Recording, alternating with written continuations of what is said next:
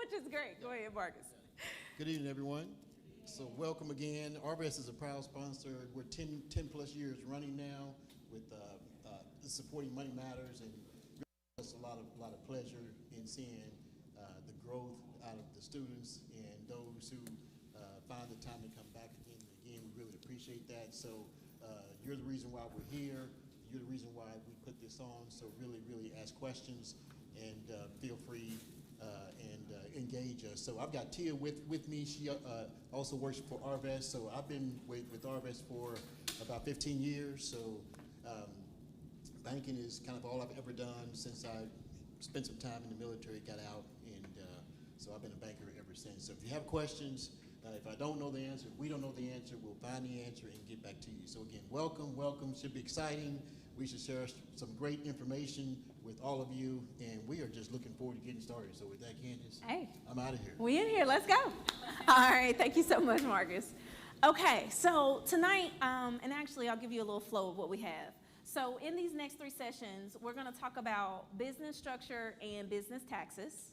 Now, let me just kind of gauge here. Anybody got a business?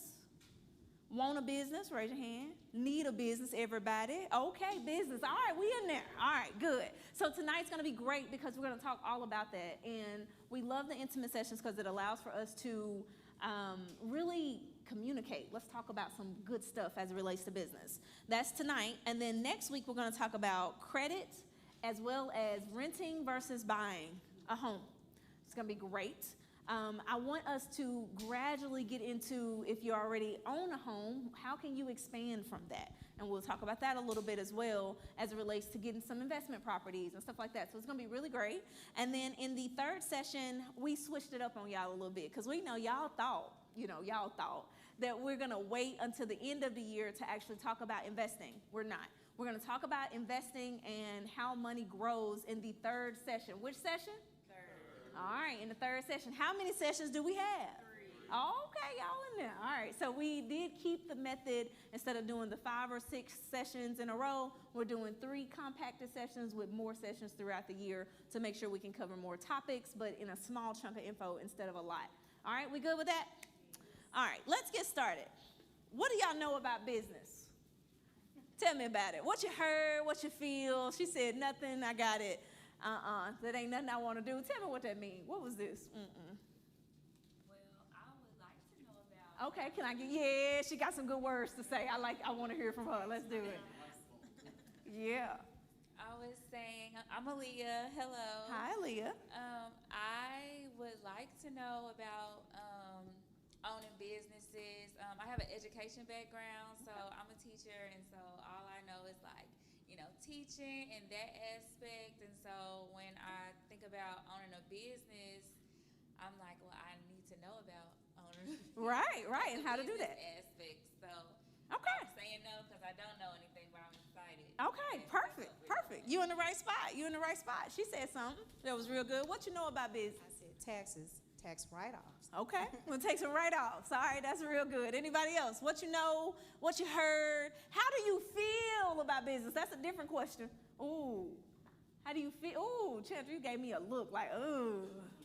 Like, I don't even want to tell you how I really feel. It's okay. It could be overwhelming mentally.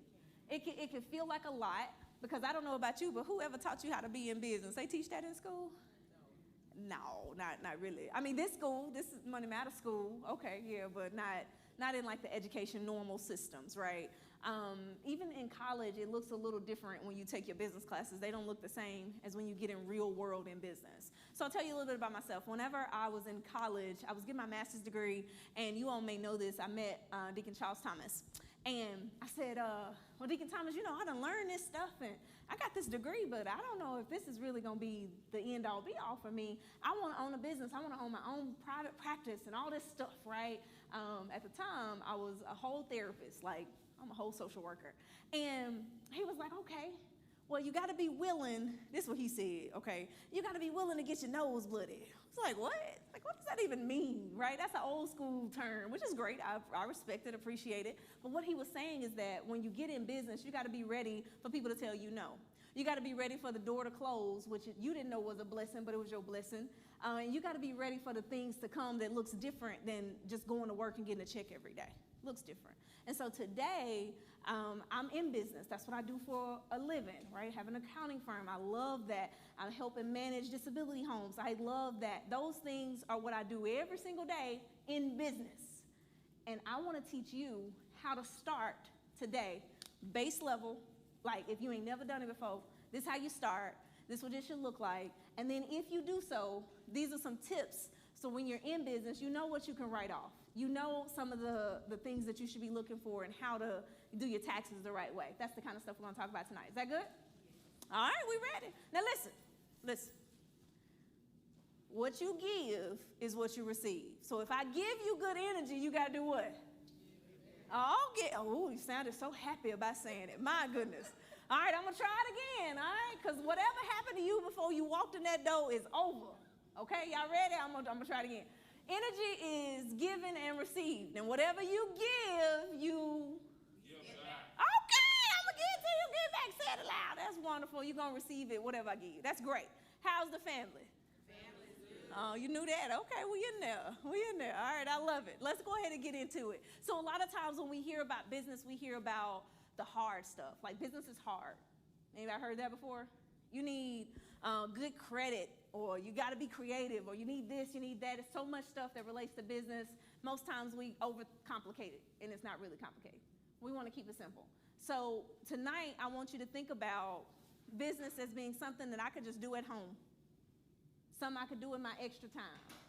I want you to think about business as, what can I do that I have fun doing every single day that it doesn't even feel like work? Something I get paid for, but it ain't really nothing that I'm working for, because it's really what I enjoy. Anybody know what that is? What is that for you, Tasha? Sewing, design. Okay. Who else? What's that for you? Lex? Fitness? That don't feel like work. That's good. Girl, I'm trying to get my body together, hanging on these clothes. If you see me pulling them up, be like she's trying to get her body together. I'm a fitness girl. That's it. I mean, it's funny. Me and Marcus was talking about it earlier. He said, you know, I was telling about my grandmother. She's on tour, right? She come here for a week. She go to Texas for a week. Then she do her little summer tour. I'm going, grandbaby. I'm going, right? And everybody she meet, she be like, I got diabetes and I got my A1C level. Grandma, why aren't you telling everybody what your levels are? But she's just happy because her numbers went from up to down, right? She happy, right? But we were just talking and we said, you know, you can't pay for health.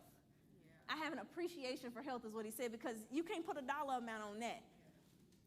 You got it, but if you got money and no health, you can't enjoy it, right? You spending your money on your health. That makes sense. So absolutely. Anybody else? What does it feel like? What is your business concept that doesn't feel like work, even if you hadn't opened it yet? Yeah. When you walk into houses and all dilapidated. Hold on. You got to say that on the thing so everybody can hear you. There you go, Miss Bell. When you walk into a house and you take it down to the stairs, and when it comes back, you go, oh, I did that. That's beautiful. I'm with you on that, Miss Bell. Miss Bell sounds like she likes to rehab homes. She likes to fix them from being nothing to something. I like that, Miss Bell. That's good. What about you? A preschool. Okay, a preschool. You want to teach little kids? My God, that's a blessing. Congratulations to you. Boy, we all got our areas, okay? All right, anybody else? What does it look like for you to be in business even if it hadn't started yet? What do you feel like that is? Encouraging people. That's good. You want to give some good positive words. I love that. What about you, Mr. Kevin? Yes, I'm picking on you. Okay, Seven. Said medical supplies, durable medical equipment. That's good. That's actually really good. You don't know who need that. That's a lot of people need that. I'm looking for a lift for a client with cerebral palsy. Don't play with me. All right. Okay. All right, Mr. Kevin, that's good. Anybody else? Corey, what you got?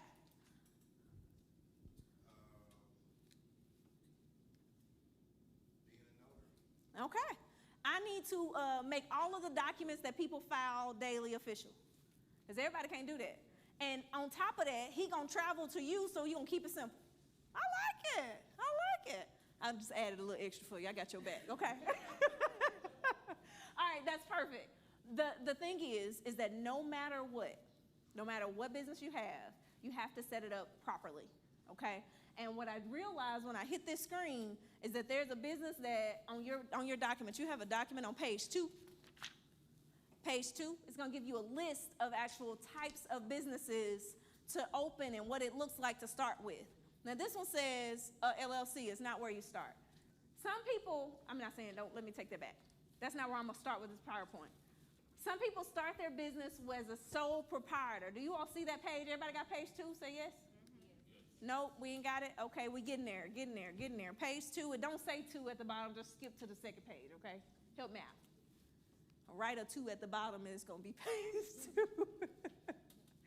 All right, a sole proprietor. Let's talk about what that means, because this is where a lot of people start and they think that they got a business. If you went online to the IRS and you created an EIN,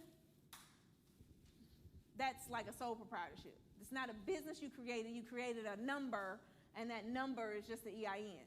But a sole proprietor is when you just in business because you decided, I'm gonna bake these cakes, and when I bake these cakes, I'm gonna sell them. And it's the least amount of protection because it's all you.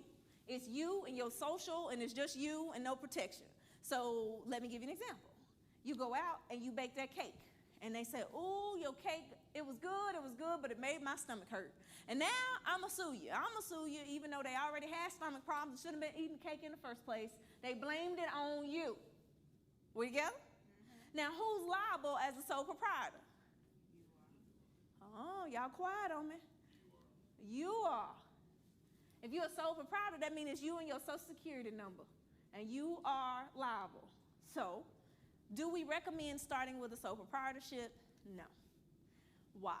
Because there's so much liability and risk associated, you don't want to necessarily start there. Although it's an option, it's on the paper, it's there, but is that best? No. Okay? What's the second one? What do y'all see? LLC. Under the LLC, can somebody tell me what the first sentence says? You plus protection. Now, it's very important that when you do an LLC on the protection side that you don't commingle your funds. Now, what does that mean? Ooh, you gave me a look, Miss Bell. What did that mean? Ooh. In the tax world, there's a sense that your LLC can not have protection if you commingle your funds. It's one of the primary things that they look for. They say, "Hey, Miss Bell, if you take your money and you flip that house, and you put your money into the house, no problem. I'll put $20,000 in the house, and then when I put that $20,000, that was Miss Bell's money, and then Miss Bell decided, you know what, okay, now I'm gonna spend all of the money out of Miss Bell's bank account, although it's for the business.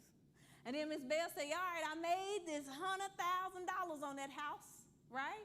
Ooh, I made all the money. She put it in her personal bank account, right? But she said it was for the business, but it's all in her personal. Then she starts swiping again. Is that commingling? Absolutely. Because she said it was for the business of flipping houses, but she used her personal bank account to flip the house stuff and put it all in there together, and we all mixed up. That's called commingling. And then if something happens, and they say, oh, well, I got an LLC, I'm protected. No, you're not. Because you decided to mix your stuff in together, now they're going to say your personal assets and the business stuff all together, and we're going to sue you for all of it, if I need to. Don't give me no faces. You ain't never done that before. Just blink and say, we're going to do better. All right? I'm talking to somebody, but it's okay. It's nothing wrong if you messed up, all right? If you messed up, I'm not here to tell you, you messed up, you ain't doing it right, you ain't in business. No, that's not the conversation. The conversation is, how do we fix it to make sure we don't do that again, okay? Let's move in a better direction. Let me give some feedback. So I gave you the terrible story. Let me give you the better way. Ms. Bell wants to invest into her business that's an LLC. She opens up a business bank account and she has her personal bank account, no problem.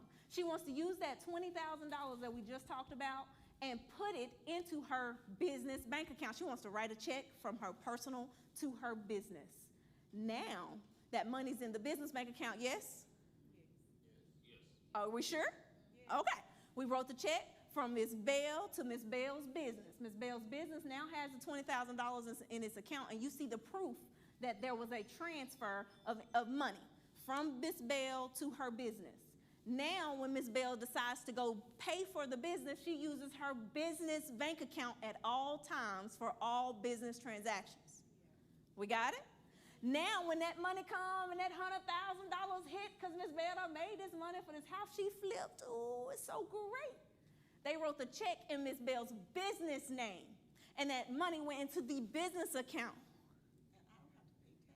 I ain't say you didn't pay no taxes. What I'm saying, but I ain't gonna say no. I'm nervous. Ooh, you was showing out early. Here we go. Ms. Bell's gonna pay the right amount of taxes. She's gonna do the right thing with the money. She's gonna take her write-offs the way she's supposed to and do the right thing. She's gonna show out in public. Okay. I'm just messing with you. I got you. I was thinking I was trying to say what you were saying. Yeah, that's what I said. Yep, that you're gonna pay the right amount of taxes and do it the right way. The important part on the point is to make sure you don't commingle and put the funds in the accounts together. That make sense? Yeah. All right, there we go. Got a little bit of protection. The LLC is a limited liability company. It is encouraged to start here. Why is that? We're encouraging ourselves to start with the LLC because it allows for you to upgrade later, to make changes. Is that my phone? What is that? Oh, that's you. Ms. Bell, help me out. Girl, you got me up here distracted. I can't even get myself together. Somebody at your house, your ring is going off, girl. Upgrade. So once you make a certain amount of money, you upgrade your business and start changing the way that it's taxed. Yes, ma'am. All right, perfect. So LLC, great place to start. We agree? Yes. Now, any questions before I keep going? Ooh, y'all quiet. We okay? All right, well, this easy then. I'm going to keep rolling. Yes, all right, there we go. Question at the back. Right there, green. All right, Candace, when it comes to an LLC, just one quick question. Yeah. How are you able to report it to the federal government? Because I know there was at one point that mentioned that it has to be reported to the federal government. That's good. All income and expenses should be reported to the federal government. Yes. How? Let's talk about it. Normally, an LLC is filed on your personal taxes. If it's just an LLC, there's this form called a Schedule C. A Schedule C. The Schedule C says I get to put all my income from the business only, not your personal. We see this all the time. People say, what was your income for the business last year? And it's like, oh, I made $100,000. We're like, really? Okay, that's great. They included their W-2 monies, which is their job money, and the business. No, that's not what that is. You have to only include the business income and the business expenses. Okay, we're gonna talk about how those expenses work a little later after the break, but in the beginning, to answer your question, it's filed on your personal taxes if it's just a single member LLC. Let's talk about it real quick because I don't want to take y'all too fast now. Because I'm going to push this button and something else going to come up and I'm going to give you some more info that's different. A single member LLC means it's only one person in it and that's you. We got it? Now, if it's a multi-member LLC, which is something we'll talk about later, that means it's more than just you. It's you and maybe a partner. Or you and a couple of people. That's an LLC with more than just you. That's filed different than your personal taxes. There's another form, and I'm not going to confuse you, but I'm going to give it to you just because you asked, right? The additional, let's say it's you and another person, you filed a partnership. That's a 1065. That's a partnership. That's you and somebody else in business together under this one company name, okay? Ooh, I should have put this on here. I'm going to put this on here so we can do it next time. All right, would you like me to give you an example? Yes, got it. All right, what's your name? I can't see. Yeah. Chandra. Miss Chandra and Miss Lexi decided to open up a t-shirt shop. Okay? We making, I want to do, I'm on it? All right, perfect. Miss Chandra and Miss Lexi is opening up a t-shirt shop. When they open up a t-shirt shop, they say, okay, we're going to put $1,000 in it together. We're going to start out with that 1,000. No problem. No matter how much you start with, just know we did it, okay, together. Now, when we did that t-shirt shop, we both spent money. We both did things. What's important is that they put that money into that business bank account, whatever it looked like, they put it in there, and when they swipe, they put it there, okay? They open up a partnership together. The money goes into the business account together. We're going to call it SL T-shirts, all right? SL Designs, whatever. Got it. Now, SL Designs files a tax return at the first of the year. Sidebar, that return should be filed by March 15th. Got it? All right, here we go. When they file the tax return, that's not their personal taxes because it's a partnership. It's a partnership return, which is called a 1065 in real world tax jargon, but just hear me, it's a partnership. They file it together. That t-shirt shop files the tax return, and now there's a profit of $5,000, $6,000 on it, okay? They're 50-50, so 3,000 splits to Miss Chandra and 3,000 splits to Miss Lexi, and they put that on their personal taxes. But they have to file the partnership first. Okay. They have to do it before their personal taxes are filed. I'm gonna say it again. My goodness, if you're in a partnership, you need the partnership info first. Then you file your personal taxes. Somebody just learned something? Yes. Okay, we in there. Okay. Be careful who you go in business with. That's really important. Make sure everybody on the same page and, you know, all the things. Okay? Can't give you no advice on that today, but just know. When you go into a partnership, you married. That's like marriage. We together and we got to file these taxes together. We got to get it on track together. Be good with the paperwork you do on a partnership. Okay? Hire somebody to help you so everybody on the same page and it's an outside person to come in to help. Other questions about the partnership? Great question, Lexi. Great question. All right, good. We good there? All right, so what's the first one? Sole proprietorship. Are we encouraging a sole proprietorship? No. Okay, not really a good place to start. If you want to, sure, because I'm not sure about life and I don't know what I'm going to do, so I'm sure. But are we encouraging it? Not really. I'm really would like you to do the second one. What's the second one? LLC can be set up through your state, Secretary of State. Do not file your EIN first, please, if you decide to do it. Don't do that first. Go with your state first. I'm giving you all the advice I would give you if you hired our company to help you. For real. I'm being honest with you. See, she laughing because she did it backwards. I understand. It's okay. I'm going to just give you good information today, okay? Free. How much y'all pay to be here? So Candace, do you have time to explain why you need to file them in order? It's good.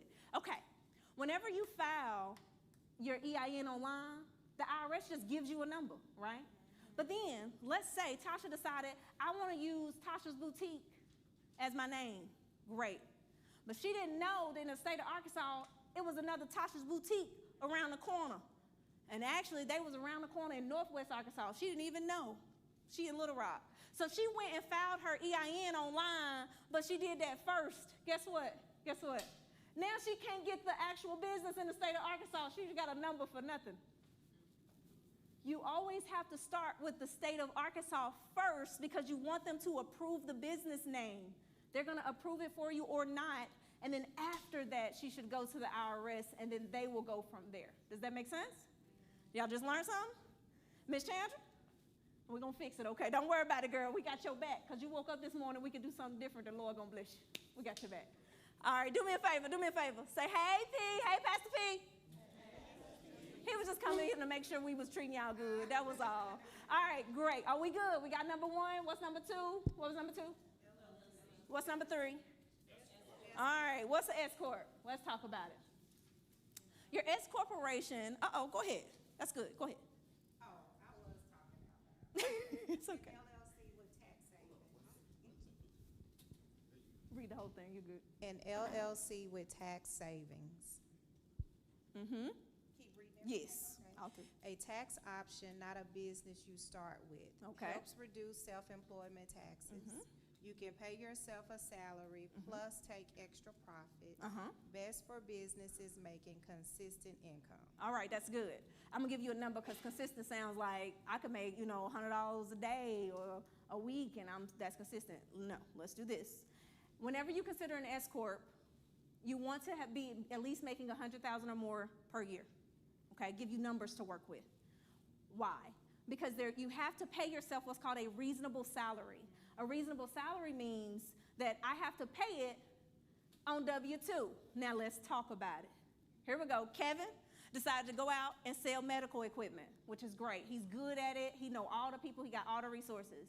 And Kevin says, well, Candace, I'm ready to pay myself that reasonable salary. I'm going to take this $1,000 and move it from my business account and transfer it to my personal account. Is that a reasonable salary? Ooh, y'all sound unsure. Oh, it sounds unsure. Let's talk about it. A transfer is Kevin paying himself from his business account and transferring the money to his personal account. Or taking the money and writing a check and saying that's a check I paid myself. It's not. Ooh, Kevin, don't look at me like that. All right, I got you. He like, what you mean? It sounds like I just paid myself. When you pay yourself a reasonable salary, that salary has to be on W-2. Therefore, it has to go through a payroll system, and you have to pay self-employment tax. You got to pay Medicare, FICA, Social Security, all the things. Ooh, it just got real, didn't it? You have to be careful on the upgrade because we say that's not a business you start with, most businesses aren't making that kind of money to pay themselves like that initially. So start with the LLC and then upgrade later as you make more money. That's why we kind of put that $100,000 threshold on it. Did the IRS say it had to be $100,000? No, that's just good information so you know kind of how to gauge yourself so you won't do it too soon. Does that make sense? Questions about the S corp? Is this a good place? Use that mic you got in your hand. Is this a There you good go. place to hire your children? Wonderful. So yes, you hire your children, you can pay them up to $15,000 a year. Ooh, it's so good. Y'all like, what? Yes, each child up to about $15,000 a year. Boom, I'm in there.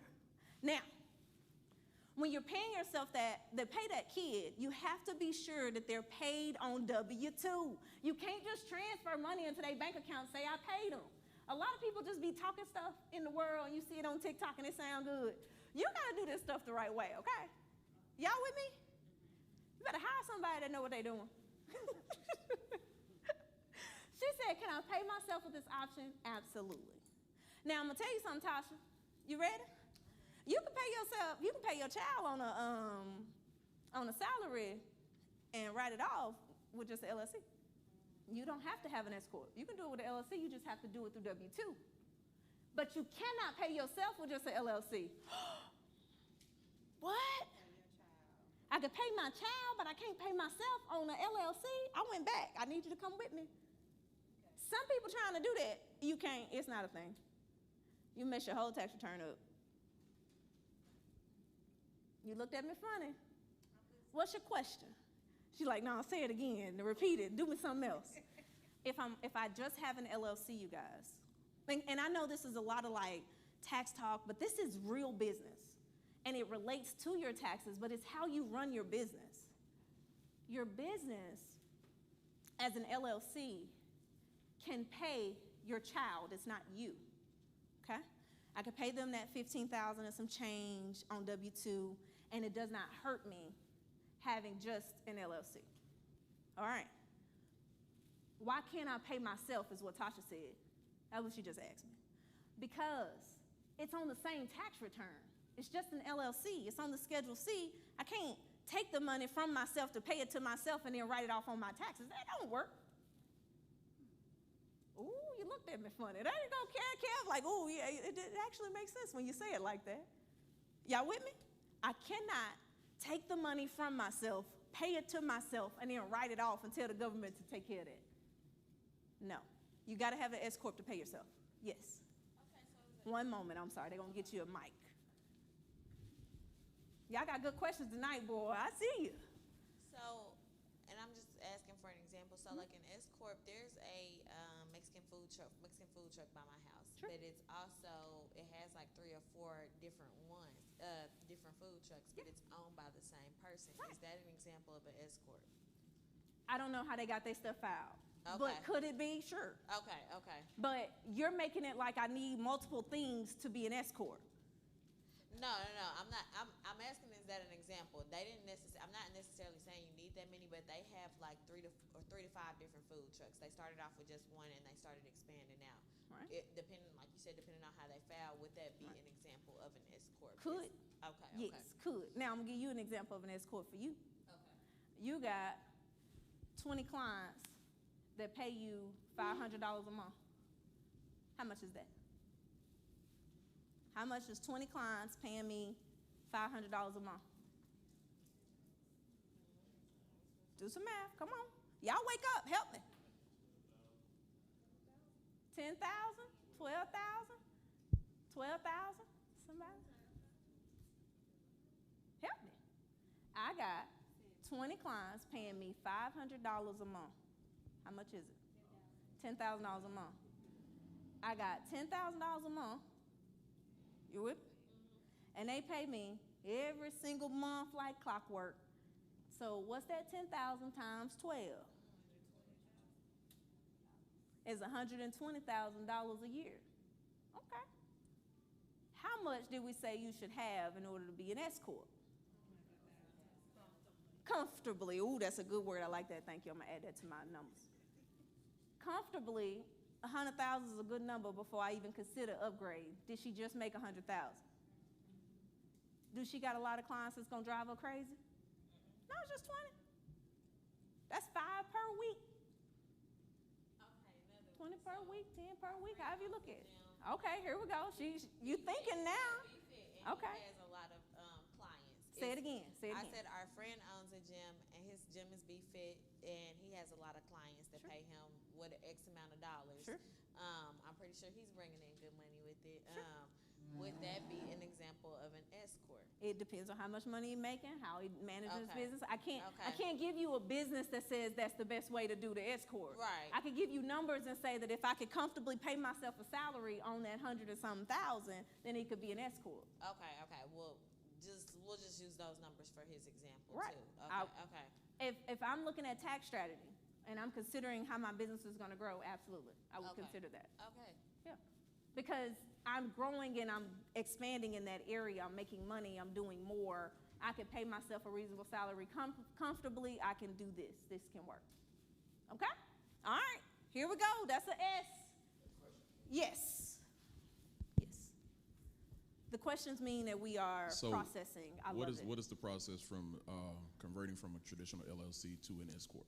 You want to upgrade your business. Them the Candace words is to upgrade. Yeah. You want to create some forms. I'm going to tell you the forms, and I'm going to encourage you not to do them on your own, but you are welcome to try it. You need Form 2553. It's an IRS form. And 88, it's another one. It's an 88 something. Don't make me lie to you, but if you send me a message, I got you. You need 2 forms to upgrade your business from the LLC to the S corp. But it's about how you fill out your paperwork. It's very important. It's extremely important. And the IRS is always behind about a year. So just start the process of running it properly now if you're going to do it for this year. Okay? You can always backdate your election to the first of the year, which is why you want to make sure you do your paperwork right. And so let's say it's, June? My goodness, time flying. It's June. You want to say, I need my company to be an S corp in 2025 for January. That means you need to start your payroll system, make sure you're paying yourself, because that's the number one sense of compliance. And then move forward from there. But that paperwork has to be filed with the IRS, and it needs to be retroactive because you're already 3 months in the year. Does that make sense? 2553 is where to start. Yes, sir? Yes. Am I speaking loud enough? No, they get to hear you online. I know. Can you, well, you probably can, but can you Try. have multiple, I'm just gonna say 2, for example, businesses, and have one as an LLC and one that is doing S-corp numbers and file taxes? Separately? Yes. Yes. You can have multiple businesses. Okay. Just don't commingle them. Okay, the accounts. Correct. Like an account. Yes. Okay. Don't commingle the accounts, but yes, you can have 5 businesses if you want But to. I was talking about the business structure of them Say it again so I can make sure I got it. So, I sew. Okay. Okay, and I started just doing bow ties. Okay. And that's LLC. But I would like to transition into what I know is a little bit more lucrative. Okay. With skill set.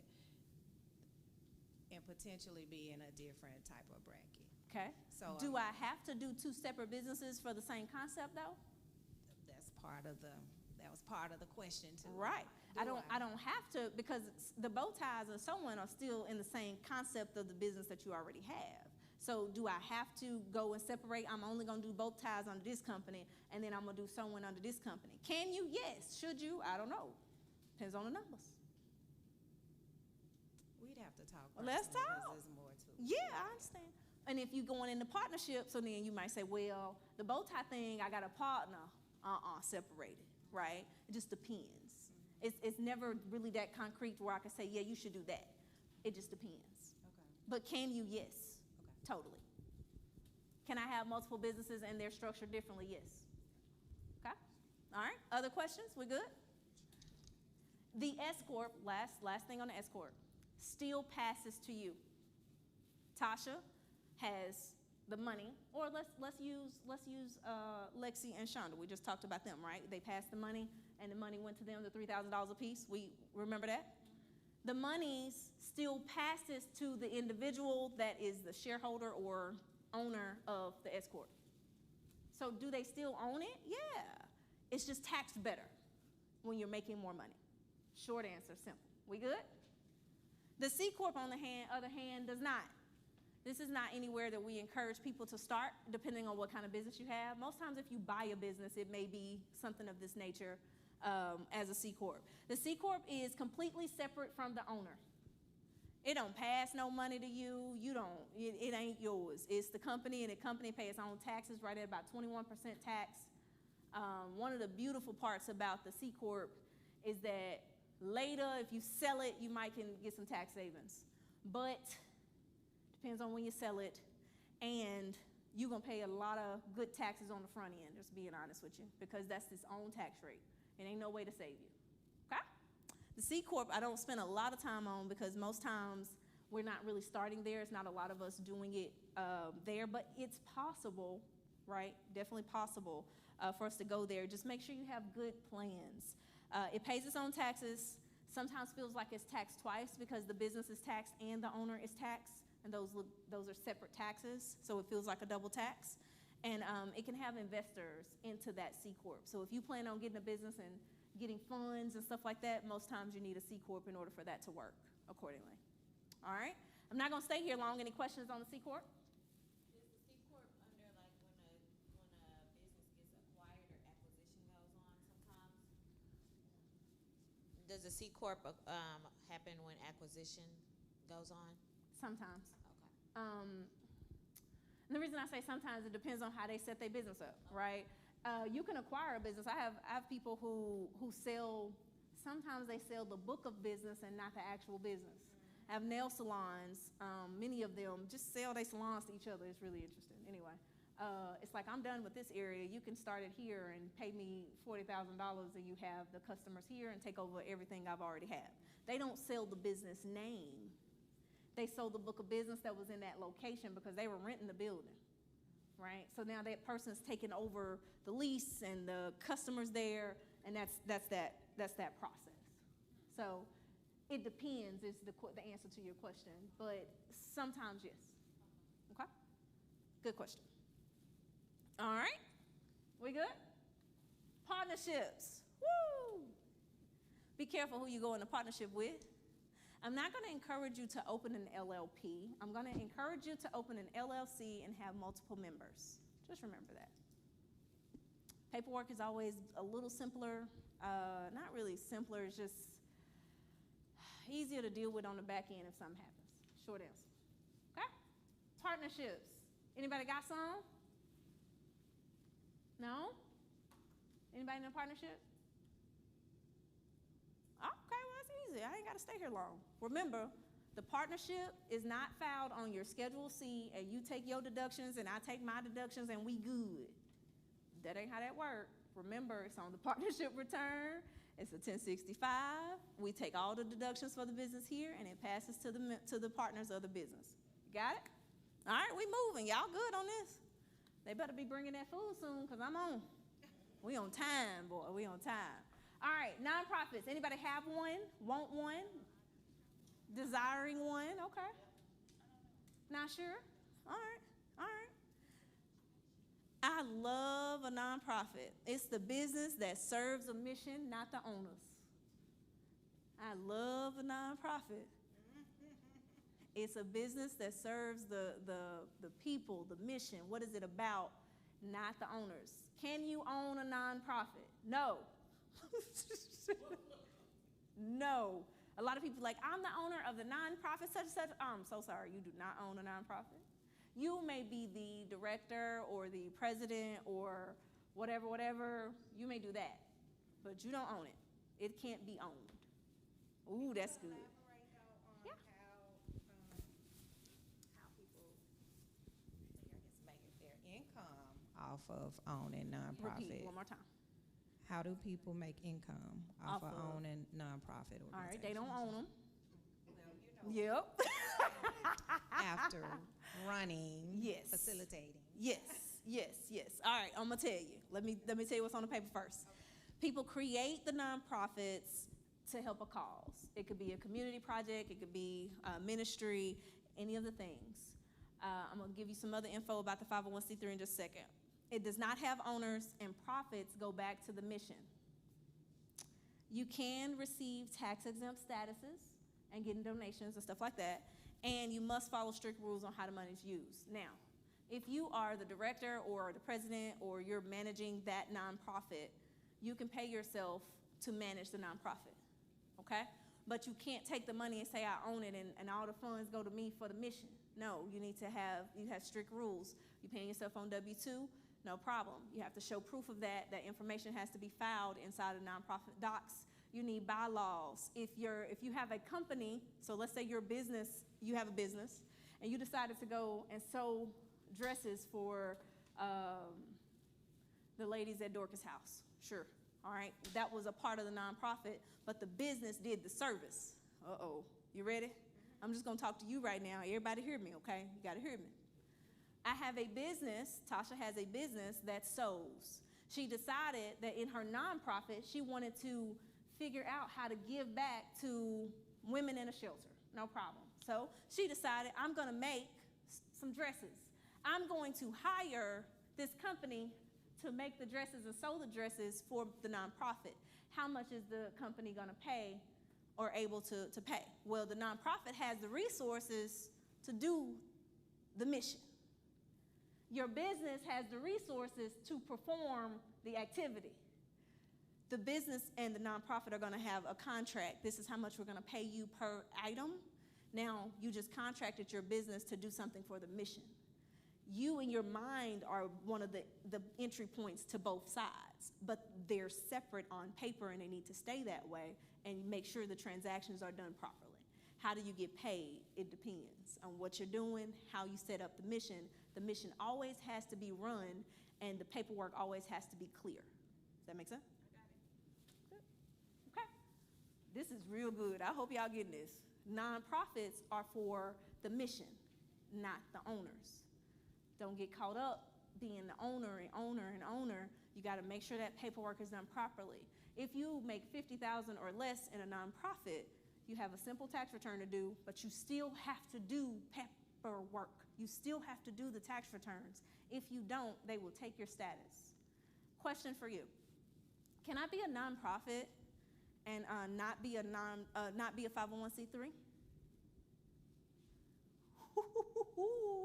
You got quiet on me. Ooh, they got quiet on me, Corey. She said yes. She's right. That's Diane? Miss Diane? That's right. I thought I remember. All right. Miss Diane said yes. I could be a nonprofit and not be a 501c3. Nonprofit is filed with the state of Arkansas. File that first, right? But I decided not to go and file any paperwork with federal to get that 501c3 status. What does that even mean? That I can't receive donations and they write it off on their taxes. If I'm not a 501c3, I can receive them, but they can't write them off on their taxes. I'm gonna say it again. I could receive the money as a donation, but in order for them to write it off on their taxes, they have to be a 501c3. Woo! Y'all woke? All right. I want a nonprofit, Candace. Sure, go file it with the state. But you got to do them extra steps to make sure you file the 501c3 with the federal government. And be sure you file your taxes every year, even if you didn't make any money. You still have to file a tax return. If you do not, and you're a 501c3, they will revoke your status. And it costs you more to get it out of revoked status than it does to actually start it. Isn't that something? I have Yes. a question. Great questions. Let's do it. So what's the difference between a private nonprofit and a public nonprofit? How they do their paperwork. I can keep my books hidden when I'm private, and I have certain things that I can keep behind closed doors. Public, nonprofit, everything is public information. Good question. Yes. Candace, I was told that, I'm sorry, they're going to get you a mic. Thank you, Ms. Diane. I appreciate it.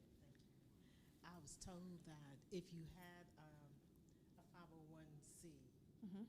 and you knew someone that had a nonprofit, Mm-hmm. that they can work under the umbrella of the 501c. Can you, is that true? And can you tell me what they're talking about?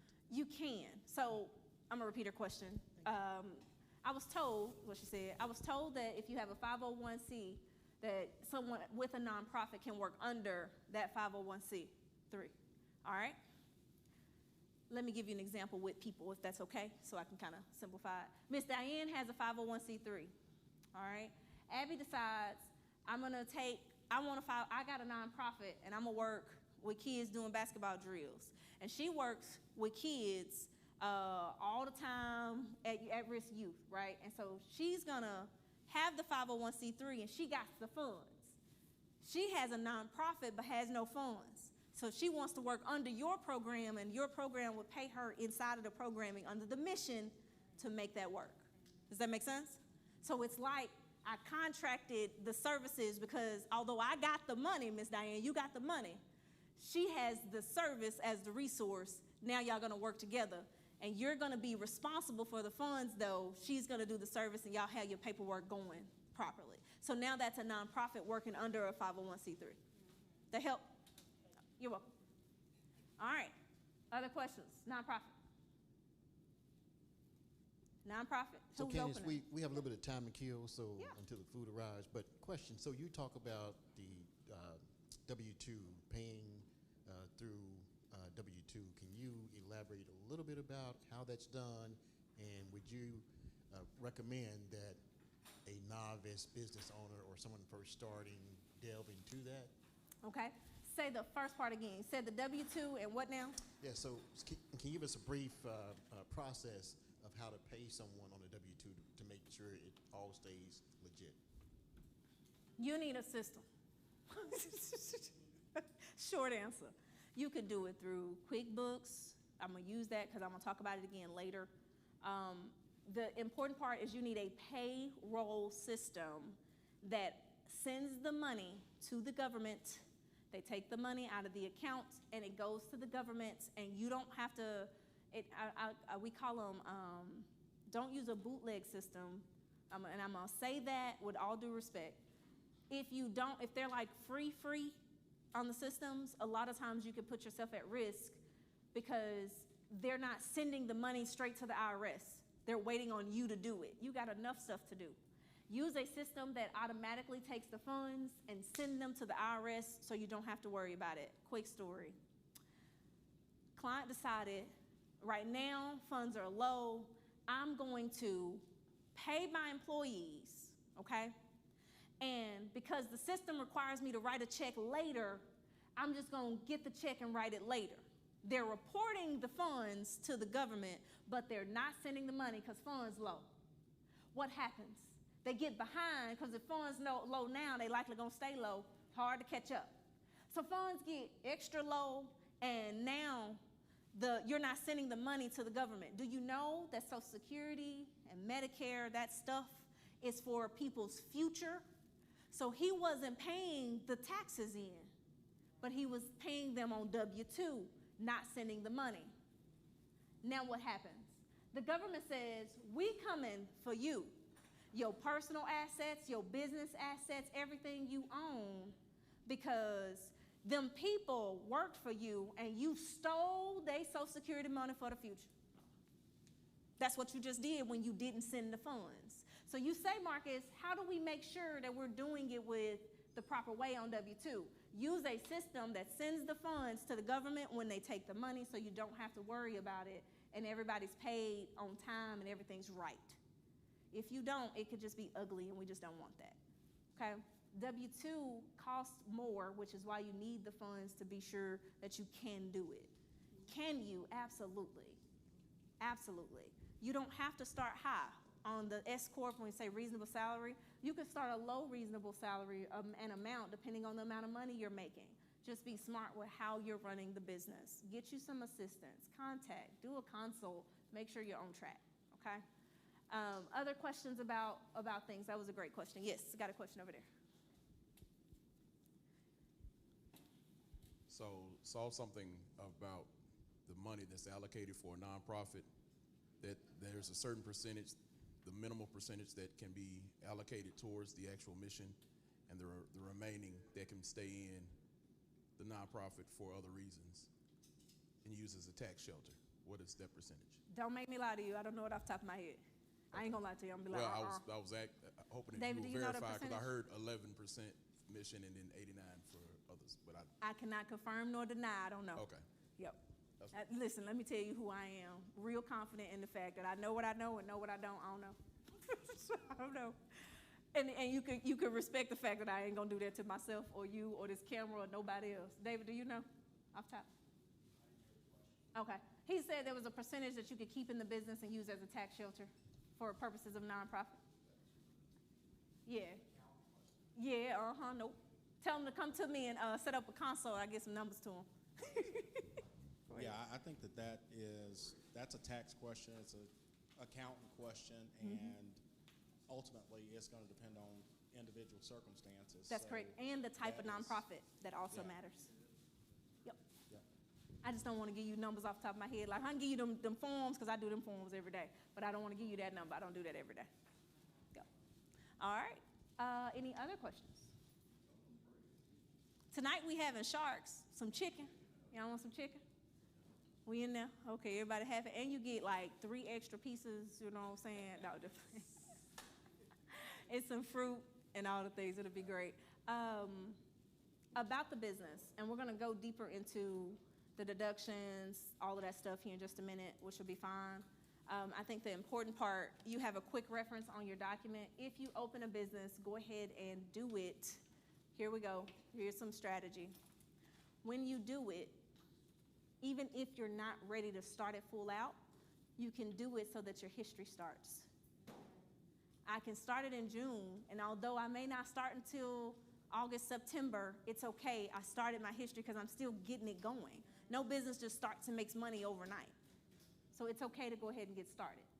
Set the business up, get it official so that you at least have that one piece out of the way. Set up a consult. If you need some assistance, make sure, hey, am I doing this properly? Can you inform me of X, Y, and Z? No problem, okay? All right, other questions regarding business stuff? We got some more stuff to do, but we're gonna get into it after we eat so I can make sure y'all brain working. We good?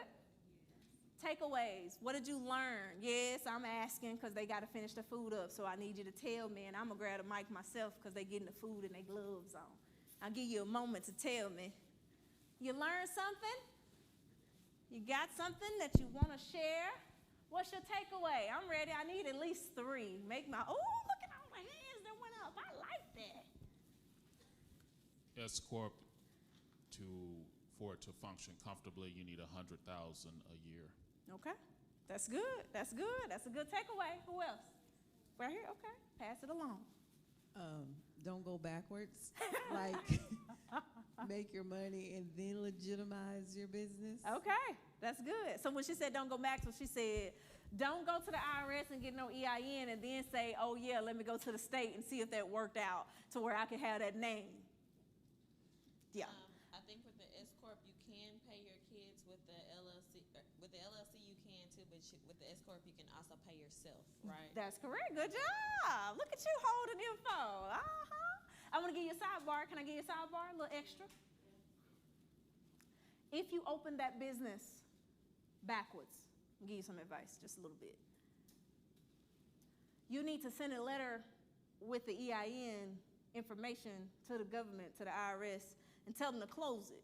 Because if you don't close it, you're just keeping a business open and active with the IRS, a number open and active for nothing because you can't use it in your state. Send a letter to the IRS and close it if you did it backwards.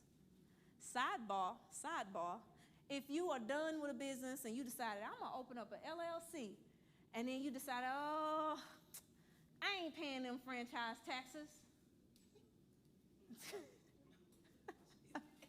Miss Bell, you be telling on yourself, girl. I ain't paying them franchise taxes. I don't owe them folks nothing. Listen, you can't never open another business until you handle that old stuff. So just handle the old stuff, pay the old one if you have to. Do what you got to do it right, okay? All right, what else? Takeaways. I'm ready. This side of the room didn't give me none. Okay, got one at the back. That food smell good. Boy, they got it fresh. I learned that the LLC offers more protection than the sole proprietor. Beautiful. Ooh, girl, you teach my class right there. She said the LLC offers more protection than the sole proprietorship because that sole proprietor under my social, girl, and it ain't giving me none. They can't come in here trying to take my car. That's good. Who else? Anybody else? Takeaways? That's really good. Thank y'all so much. Y'all participated very, very well. Business is one of those things that you touch so many different avenues. Who is going to open a business? Let me get some hands. Who on? Okay. No. Let me tell you something. If you scared, it's okay. Do it scared. I'm scared, but I'm opening a business. I'm scared.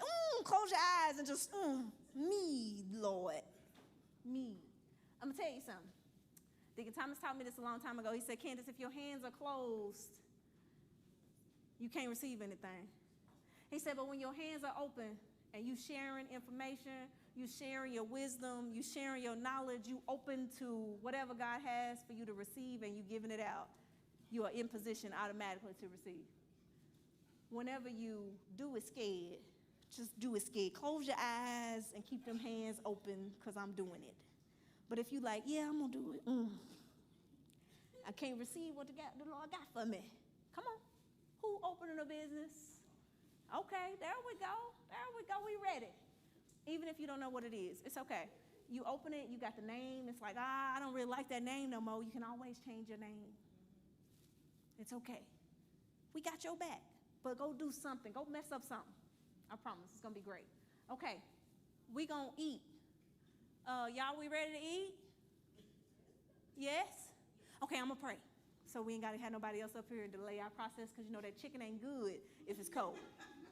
In Jesus' name. Dear Lord, we'd like to thank you for allowing us to come together to give you honor. We give you all the glory, all the praise. Lord, we ask you to bless this food. Let it be a nourishment to our body. Anything that does not belong, including the calories, take them out. In Jesus' name, amen. All right, y'all enjoy. Get your food now. Pray for you.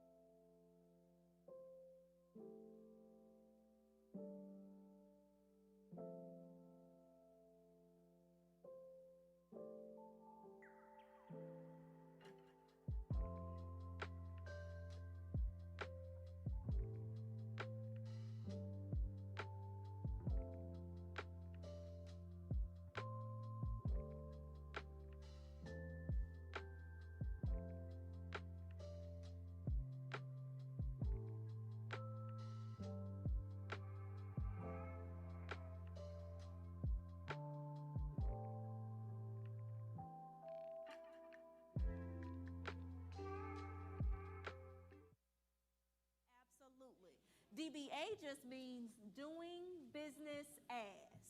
I'm gonna say it again because somebody was talking or you was chewing real loud to yourself and couldn't hear me. So I'm gonna say it again. The DBA stands for doing business as. All right? So Natasha has a sewing company. What's the name of the company? Tabo. It's cute. That's cute. Tabo she does sewing. She does amazing designs and all kind of things. And now she done got into, she a fashion designer. She fancy. Girl, am I clean today? You know what I'm saying? I'm just playing. All right. So Tabo is a fashion designer, and she's deciding to go into a little more luxury style and get into bow ties, which is Natasha's All Designs. Is that right? Fall. Say it again. Vault. Oh, that's cute. Natasha Vault Designs, right? So she has Tabo doing business as Natasha Vault Designs. It's all under the same company. Just go with me here. It's all under the same company, but when she's out in the public, Natasha's Vault Designs is on the sign. But when they write the check, it's going to Tabo. Okay? Another example. Everybody know McDonald's is on every corner, yes? Great. A lot of people don't know they in actually real estate versus selling cheeseburgers. But anyway, if you notice, they're on the best corners ever. Okay? Great real estate people. Here we go. When you go to McDonald's, if you look on the side of the window or the side of the wall, it actually says another company's name. Restaurant owned by. This name of the company is something LLC, whatever. The check is not going to McDonald's, although the big arches is what you see. The company beauty in what you see is McDonald's. But the check on the back end goes to the company that owns that franchise or that business that they're running. It's still just a DBA. McDonald's is the DBA. McDonald's doing business as whatever the company name is. Got it? I want to make sure we're clear that you can have a brand name and a business name are different. That's why if you decided to change your business, decide to change your business name, it's okay, because sometimes you could just add a DBA instead of changing the business name. But if you decided to, you should change it with the state first. Once you change that business name, this is one of the questions. Once you change that business name, you change it with the state first. After you do so, then you take that articles and send a letter to the IRS with your EIN letter and say, hey, I decided to change my business name. Here's the old name and EIN. Please change the name to this, and here's proof of that change. Boom.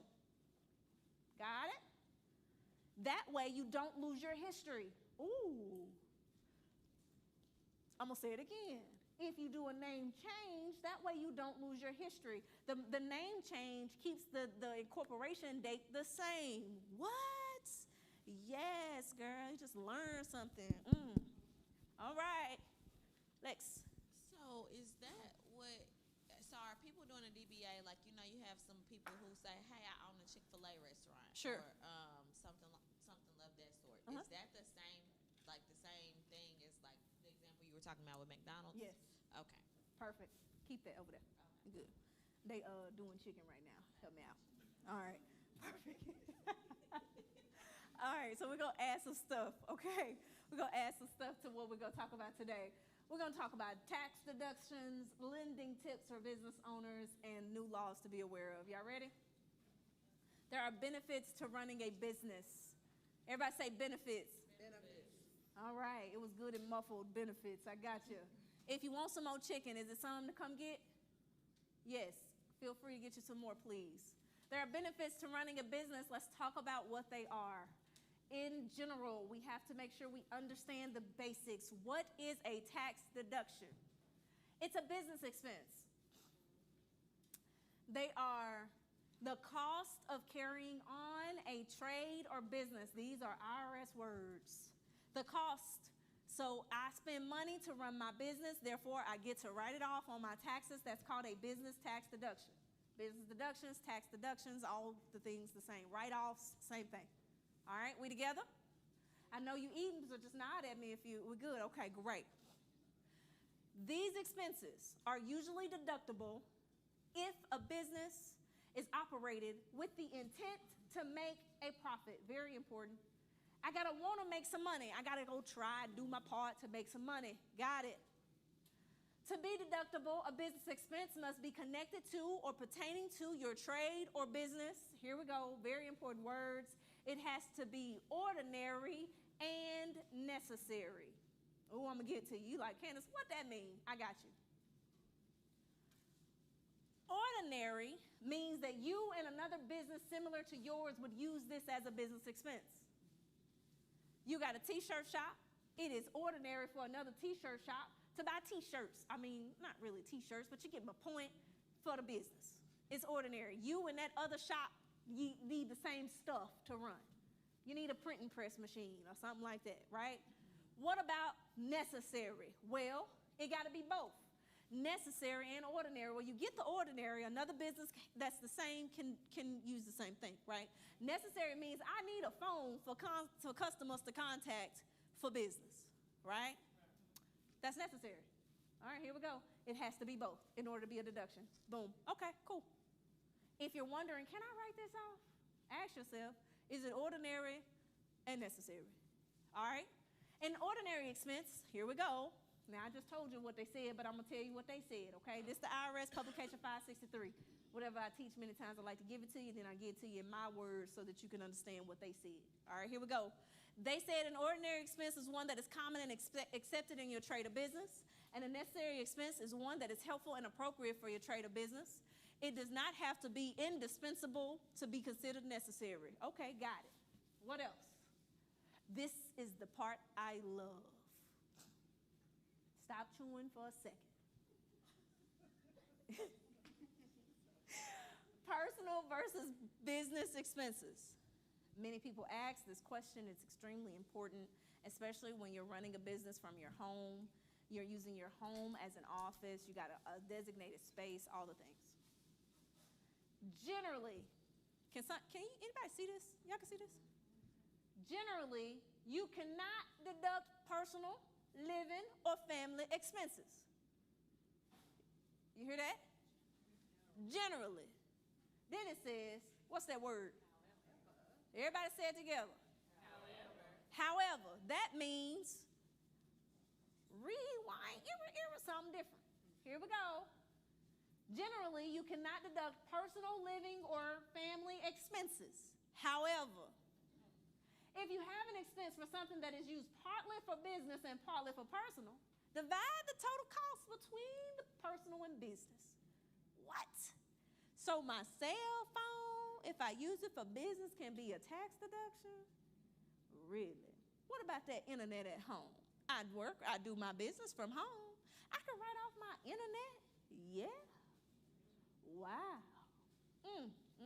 That's really good. It says, only the business part meets the general business deduction rules. What does that mean? That if you got your cell phone and you still calling your mama and them on it, don't take 100% of the cell phone, y'all. Take the partial for business purposes, called business use. Make it make sense, and just do, I can't give you nothing else, just do that, okay? But don't take 100. If you're unsure, don't take 100. Now, when can I take 100? Y'all ready? What if it's a business phone? There you go. If I have a phone for my personal purposes, and I have a phone for my business purposes. Oh, this is a great example. Lord, this just means I got a lot going on in life. You really don't have to do this, okay? Don't do this to yourself. I have a phone for my personal purposes where I call my mama and them and all of them. And I got a phone for my business purposes where everything for business go through here. It's 2 separate business, 2 separate lines, 2 phone numbers, everything. That business phone is 100%. Can I write off the personal? There you go, you got it. Unless I got another business. Oh, okay, don't worry about it. I might have 2 businesses I use that phone for. You never know. But you got to be smart. Don't overdo it because you don't have to. Many times you get enough deductions for what you need it for. We ready? 3 things to qualify you to take your tax write-offs. 3 of them. Y'all ready? Y'all got your pencil and paper. It's a great time to take some notes. Here we go. Number 1, I need the intent to make a profit. I got to go try to do it, Ooh, let's make some money. Now, Now, here we go. My intent to make a profit doesn't mean that I have to make a profit. Ooh. Did you know that Amazon took losses for like 20 years? Look it up. It's good. Many companies, big ones, take losses. It's okay. You have to try to make some money. I got to go do my part. And I'm not really a try person. I don't believe in try. Try is a premature excuse just in case you don't succeed. That's just who I am. What you're going to do is you're going to go do the work. I'm going to go hand the cards out. I'm going to go make sure that you know that I'm in business. I'm going to make sure to do it, right? I got it. I'm going to do it. And then if I happen to spend more money than I made, I took a loss, but that didn't mean I didn't go do my part to make money. Okay, we in it. That's number one. Number two, you got to do it consistently. What does consistent mean? 3 to 5 hours a week.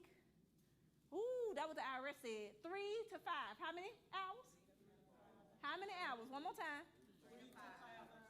Per week. That ain't even a lot. It's real basic. 3 to 5. I'm going to tell you, if you do more than that, you're going to make some more money. All right? But you got to do it consistently. I can't run my business this week and decide to take off 2 weeks and like, and then I'm gonna run it again this week. Take off another 2 weeks. That ain't consistent. Consistent, say 3 to 5 every week, period. And if you do more than that, you're going to make more money. I'm going to keep saying it because it's real. What you put in is what you get out. Same thing with this class. This class is very free. Most people take it for granted because it's free info. And I come and I might be there, I might not. I might take notes, I might not. But what you put in is what you get out, I promise. Here we go. And then you got to do number 3. What's number 3? Record keeping. 1, 2, 3. What was number 1? Intent to make profit. What's number 2? Be consistent. Be consistent. How many hours? 3 to 5. And then what's number 3? Record keeping. All right. Record keeping, that's a big deal. So that means you can write down your records on a piece of paper and you got it? No.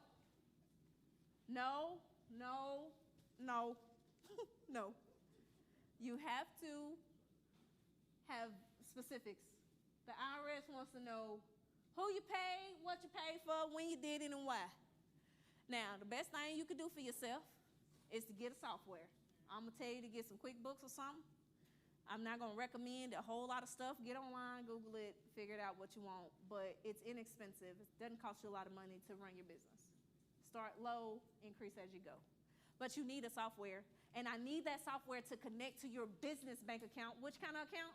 Business. Not your personal, your business bank account. When it connects to that business bank account, now every time you swipe, it's easy for you to keep up with your stuff. You can't manage what you can't measure. You don't know how much money you made, how you're measuring it. You can't manage, I don't know how much I made this week. You need to know. Got to measure it, got to manage it, all right? Connect it, make sure it's connected to that business bank account. We together? All right. So, there was a question in the chat that said, if I'm an LLC, how do I pay myself if I'm not paying myself as a S Corp? That's a great question, online member. I'll come back to that because of what I just said is great. I'm so glad you asked. If you're an LLC, the money is all yours. Just don't take the money and swipe for personal purposes out of your business account. Okay? I can still take the money and transfer it. I just didn't pay myself. It's just my money. And I'm still going to be taxed on it and stuff the same under my personal tax return. But don't take your business account and swipe for personal purposes because it's your money. Does that make sense? Take the money, write yourself a check, and don't call it paying myself. I did an owner's draw. It's just money that I moved from one account to the other as the owner. Still going to be taxed the same. Don't write it on your books and call it a deduction. It's not. That's the issue. It's not wrong to pay yourself or transfer the money. It's wrong to try to write it off as an LLC. We're not talking about S Corps, we're talking about the basics. You smiled at me, Miss Diane. That meant something. You want to say something? You want to talk? I'll repeat it. Nope, you good. Okay. She was like, you just spoke to my spirit. I understand. I got you. Does that make sense? Okay, cleared up some stuff. Good. So what do I qualify for if I own a business? Oh my God, so many things. Let me give you a disclaimer though, because I manage an amazing tax company called Performance Tax Group and Financial Services. We call it PTG because when I first started, I didn't realize my name was long. And then I realized my name was so long, and now I got a DBA called PTG. Girl, look at that. But that check still going before that long. They didn't say, the lady told me on the phone, you don't have a long name, you have a strong name. That's what I'm talking about. It's strong. So if you mess up like I did in the beginning, it's okay. I was gonna change my business name, and I was like, man, listen, all the paperwork I gotta change, we've been here too long. Just leave it, and we'll do a DBA. It'll be fine. Tax savings is based on your individual tax rate. And the tax strategy that you use is based on your tax return. It's based on you, your situation, and your tax return. Your goals gotta match. Very important. Woo! Miss Bell wanna buy these houses and flip them. That's great. But if Miss Bell take losses on her tax return year after year, the bank ain't giving her no money. Period. Unless, she got some special things going on under her personal, and then they may say, hey, we can use your personal to guarantee some stuff, but probably can't be under the business. Just depends, right? You need to show for your business to match your goals. So let's talk about how that looks. These are what's called common tax deductions. If you would like this nice list, I'll give it to you. You want it, girl? I got you. Don't worry about it. Come next week, I got you. Yeah, I'll make you show up. These are what we call common tax deductions, okay? Cell phone, internet, auto expenses, memberships, big deal. So Miss Fitness, Lexi Fit, the memberships that you have at the gyms, because of your business type, tax deduction. Continuing education, tax deduction. If your doctor said that your A1C numbers are high, like my grandmother says and tells everybody that she got hers down, right? If they tell you that, did you know that if the doctor send you to the gym and tell you, hey, that gym membership could be a tax deduction, y'all better know something, all right? Continuing education. I learned something new, and it wasn't free like Money Matters. I could write that off. Travel expenses, Miss Bell said I'm flipping houses, and I needed to go to a different location to see where I'm flipping at next.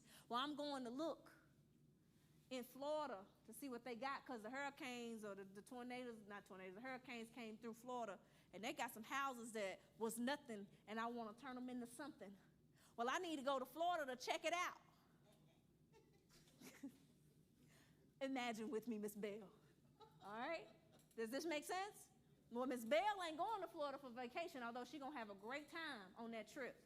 Miss Bell is going to look for some new properties, and if I happen not to find none, that's fine, but I went to look. I had the intent to do business when I went to Florida. Ooh, is that now a business deduction? Is my flight now tax deductible because I went for business purposes? Absolutely.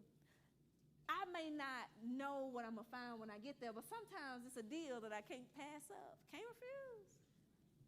You have to travel and do business. Always move with the intent to do business.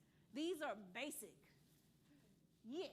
So on that trip, what would legitimize it? Okay. Does she have to meet with? So the question was, on this trip where she's going to Florida to look at these other properties, how could she legitimize it? Would she have to meet with a real estate? I mean, how complicated does it get? It ain't complicated. Let's not make business complicated. How about we keep it simple? All right, let's do it. She going on a trip, how do I legitimize it? First, when I buy the ticket, I'm buying it in my business account. Ooh, first things first, because I'm not gonna buy it with my personal money. It's not a personal trip, it's a business trip. I'm going to look at properties. I can schedule it and put it on the calendar. I don't have to necessarily meet with a realtor. She does this for a living. She's the professional, real estate professional. I'm gonna schedule it, and I'm gonna schedule it in advance. I'm gonna put it on my calendar. I'm gonna make sure I'm going. I'm gonna look at these properties where I'm going. Boom. Now, if I have some fun while I'm there, that's great. But what my intent was when I went. You got it. That ain't complicated at all. You're like, that wasn't enough info. Yes, it is. I kept my records. I had the intent to make profits. Hold on. What are the 3 things you have to do? I have the intent to make profit. Did she go with the intent? Okay. What's number 2? I got to be consistent. I'm consistently running the business. I'm taking a trip, scheduling in advance. I'm consistent, yes? What's the third thing? Keep good records. I've spent it on my business account and I'm writing it off and putting it on my taxes. Is that record keeping, making sure that it's in my software because I use my business account? Did she just follow the rules? Don't make it complicated. Sometimes we overthink things because it's just got to be harder than that. It ain't. Here we go.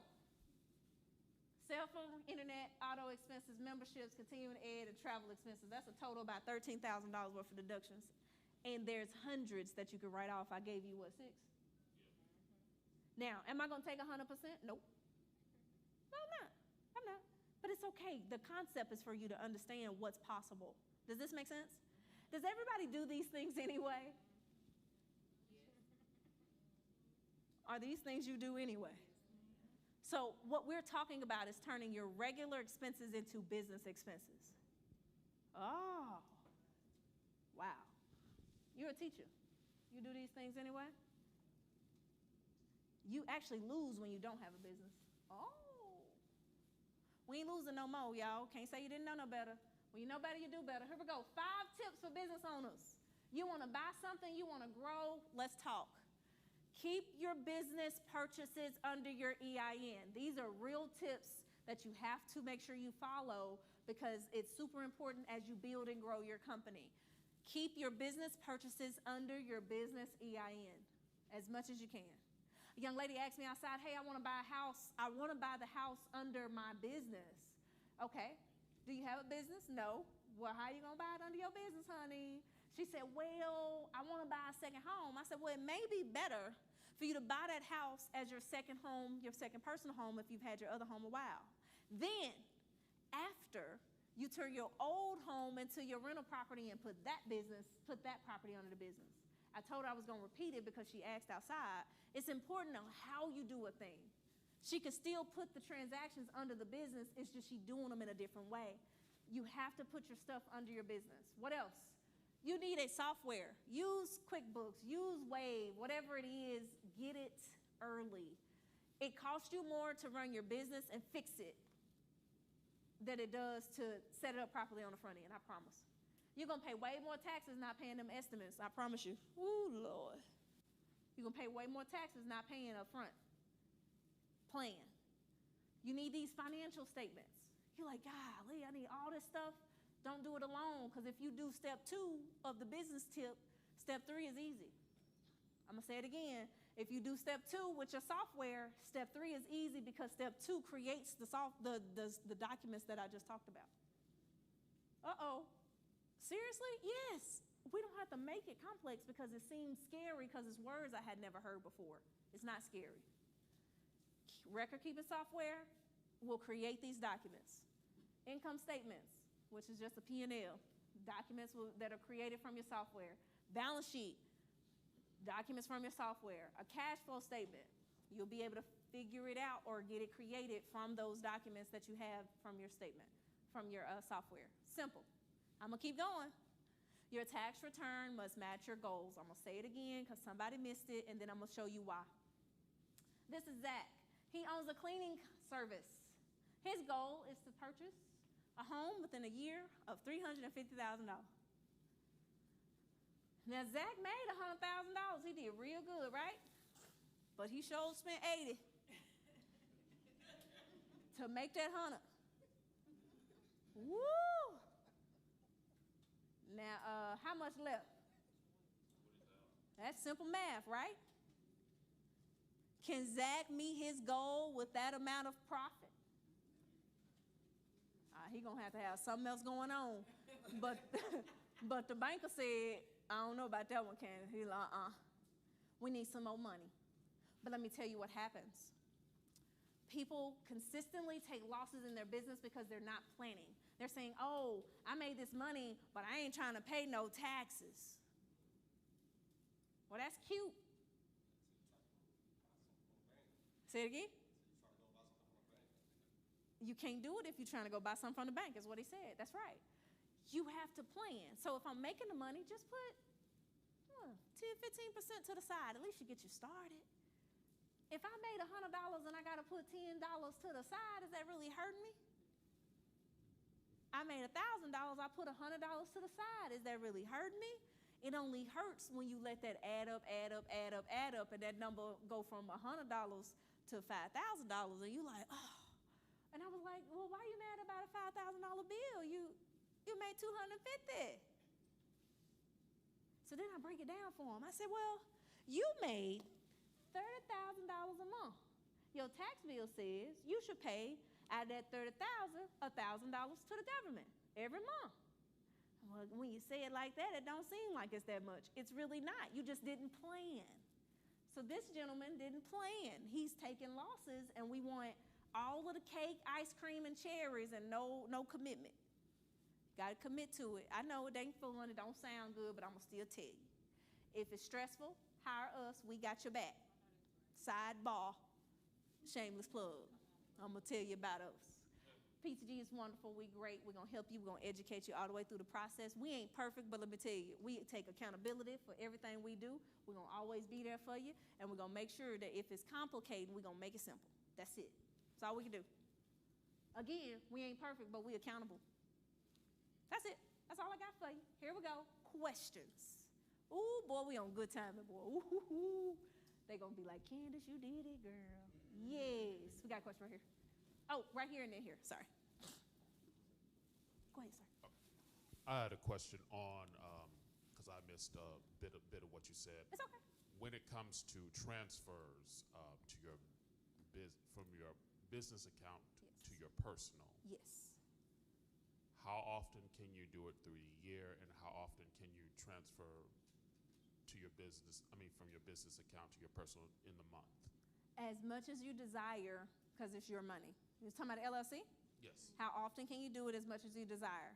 I have a recommendation. Yes. Do it consistently. If you're going to do it every week, do it every week. Oh, on Fridays, I do a transfer. Great. On Thursdays, I do a transfer. Great. Every 2 weeks. Okay, every 2 weeks, every second and fourth, or whatever, right? Just be consistent, because sometimes they may ask, the bank may ask, well, are you sending money to yourself? Or are you doing this, doing that? At least it could show up consistently in your accounts. But is there a rule? No. You can do it as much as you desire. And I had a two-part question. Sure.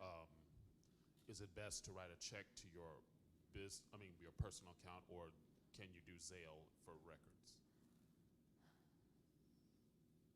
Normally, business accounts don't have Zelle. Normally. Could be wrong. Banks are updating. Who knows? I'm always tell you to have documentation. So if it's Zelle from the business to the personal, cool. If it's a check from the business to the personal, cool. Doesn't matter, proof. Transferring that just looks like I took money and moved it. It's not bad. It just looks better if you got some kind of documentation. Okay. Good question. Over here. Okay, so my question was, you had mentioned earlier about having an LLC, but you didn't want to change the name because so much time had went by. So my question is, if you have an LLC and you want to change the name, it's a two-part question too. Can you? And then the second part of the question is it better to do a DBA? Got it. Can you? First question, yes. Is it better to do a DBA? It depends. What's your goal? That's the thing. So if the business is not hurting you with the name, right, it doesn't hurt, and I could just do a DBA to keep my life simple, sure. Be sure to turn your DBA paperwork into the bank so that if a check comes in that DBA name, it'll still connect properly, okay? You set up a DBA through the state of Arkansas, just so you know. It's not something that you can just make up and just go say, I got one. No. You got to do it through the state. Should you? It's up to you. I can't really say. Because either way, the change of the name process is a longer process than a DBA. Now, that's a short answer. But I can't give you no advice on that. I don't know. Okay? And one over here. So I've heard it's been said that keeping your name generic is good for the business when it comes to getting funding and other sources. How true is that? I would agree. Sometimes whenever you have a business that's called such and such investments, X, Y, and Z makes your business look risky. Okay? You get sometimes extra red tape if you look risky on paper with the name. General names are encouraged. Does it stop you from anything? Not really, but during COVID, some businesses were not able to get funding because of the type of business. So if they say, oh, you have an investment type of business, or you do risky like flips and stuff like that, sometimes they would have them like not able to take those funds because of the name. So I do agree, and I can't give you too much advice, but I do agree that something generalized and not too specific helps. And then to go to this question that was online, they said, can I have two separate business types under the same company? Let me explain. I want to, in Tasha's case, she sews and she sells bow ties. Those are under the same umbrella, okay? But if she said, I want to sew and I want to do fitness, those are two different types of business identities. So therefore, there should be two different business names and entities because their identities are different. I hope this makes sense. Does this make sense? But because her identity of sewing and bow ties are similar, she can do that under the same name and do a DBA if she desired. Does that make sense? Names are important. Embedded in everything is this name. Be careful with those. I agree. Yep. Yes, sir. Could you explain how losses in your business can reduce your federal income tax burden? Absolutely. Can you explain how losses in your business can reduce your tax liability? I have a job. My job pays me easy, let's call it easy numbers. Can we do that? My job pays me $100,000 a year on W-2. You remember that $13,000 that was up there? Let's call that 13 in deductions that we talked about. Y'all know what I'm talking about? Y'all do? Somebody said no. Let me go to the back. There we go. Let's say this number was 20. Just keep my life simple. Is that okay? I have $100,000 worth of income on W-2. My business took a loss of $13,500, but we're going to say that number is $20,000 for my brain to be easy, all right? 100,000 minus 20,000 is what? 80,000. I just reduced my income tax rate on a simple version. There's so much more to go with it, but I need you to follow me. I just reduced my income tax bracket and rate because my regular expenses turned into business expenses. Therefore, the $100,000 that I made on W-2 is no longer taxed the same because my business expenses reduced my tax rate. Now I'm taxed on $80,000 versus $100,000. Simple. Is that simple? I just learned that my regular expenses that I pay for every single day can help me even with my job. Oh my God. Real thing. And I pay a lower tax rate, and I'm trying to learn and earn in my business, but I'm taking a loss, and that's okay. As long as I do those three things. What are those three things? What else? Okay, what else? There we go. As long as I do those things, I'm in there. All right, that's a great question. Ooh, and next time I got to put it in my PowerPoint. All right, any other questions? These are great questions. There's just in case you're conjuring up something, there's a document at the back that's called A Business Built to Last. These are just some additional tips that I wanted to make sure to provide, just to have. It's blue and green in there. Pick your business structure if you're trying to figure out how to navigate for the night. Pick your business structure. You know which one we recommended. Which one was it? LLC. All right.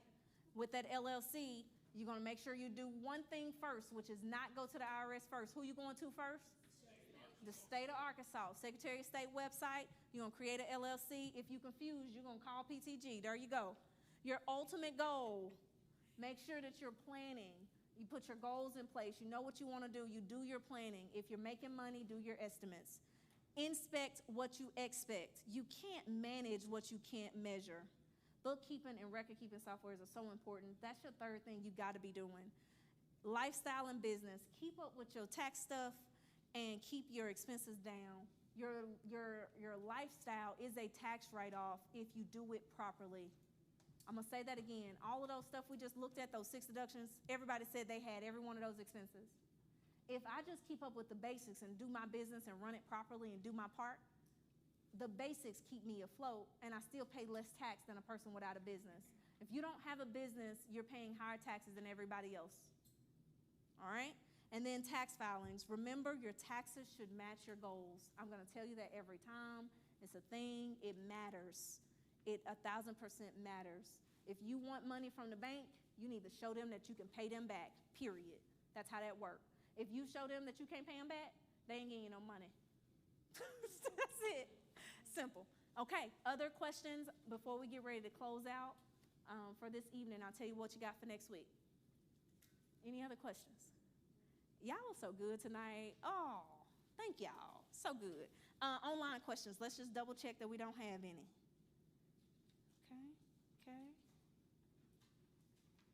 Okay. Answered all the questions online. Okay, we're good. I'm going to go ahead and look at next week's sessions. What are we doing next week, y'all? Credit and home buying. That's good. Y'all coming back? Okay. All right. Great. We like y'all. We hope y'all like us back. This has been great. We hope y'all enjoyed every aspect of it.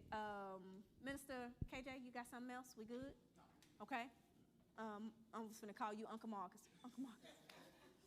Uncle Marcus from RVS, you got anything else? We good? Corey, Tia, Z, we good? Okay. It is going to be exciting. I can't wait. I'm telling you. It's going to be great. You will learn how to improve or increase your credit score. That's it. That's great. They're guaranteeing that you're going to learn how to increase that credit score and get it right. Another thing is if you're renting, Jamil going to be on your top about how to start buying because you're buying anyway. You're just buying for somebody else, not for yourself. That she going to get it. All right, we ready to pray? All right. Dear Lord, before we ask you for anything, we'd like to thank you for everything.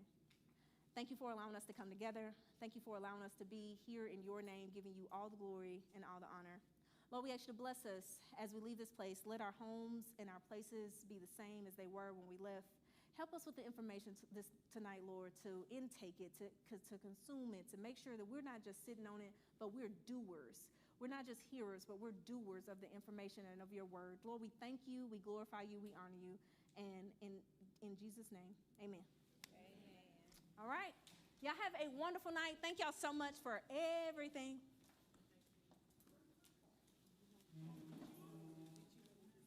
Oh, I'm going to give myself a hand. Good job.